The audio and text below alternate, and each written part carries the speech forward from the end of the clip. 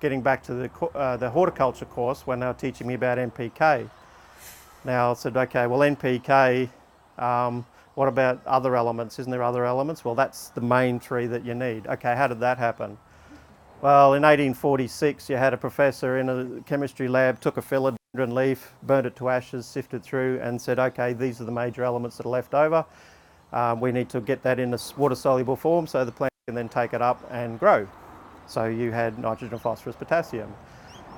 And then they had others, magnesium, manganese, iron, etc.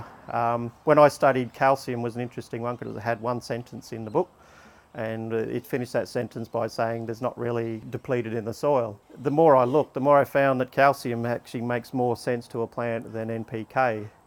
So everybody take a deep breath, you're breathing in 78% nitrogen. So the plants have always dealt with that nitrogen, and also out of the plant matter as well, through the biological actions. I mean, people say when they smell our stuff you get a little bit of ammonia. That's actually the natural ammonia that the plants tap into. So that's not a chemical. It's chemical, it's not a synthetic process that creates that ammonia. If there's any questions, yeah, the question was that the lawn blend contains 4% nitrogen. So the most we have in natural product is about less than 2%, and that's from the organic matter that's in there.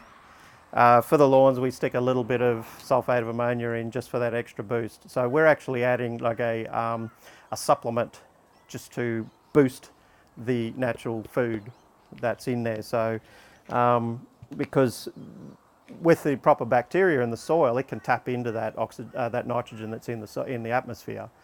And with phosphorus, potassium, well, that's generally found in a mineral form as well.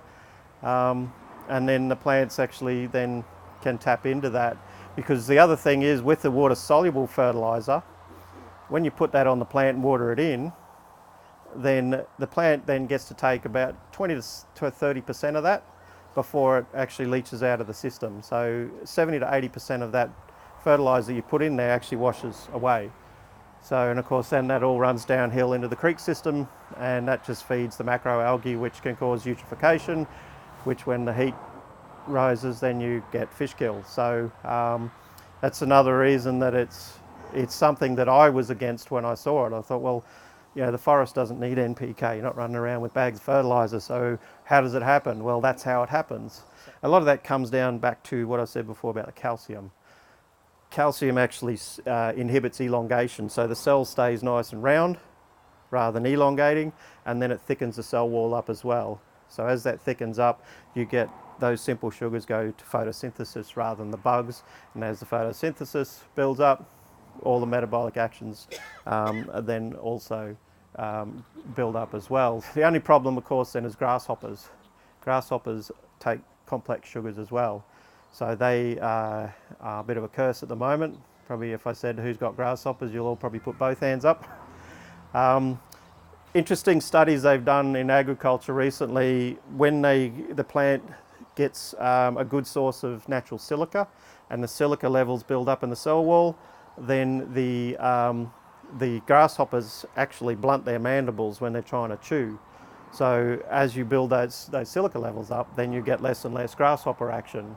But still, it takes a little while to build those levels up. So for me, my veggie patch, it took 2 or 3 years before I noticed no even white cabbage moth was flying around, but it wasn't bothering my veggies. My cycads weren't getting chewed anymore. My crinum lilies weren't getting chewed anymore, so I wasn't actually having the problems like that. Then I could actually start to enjoy my spray-free veggies finally.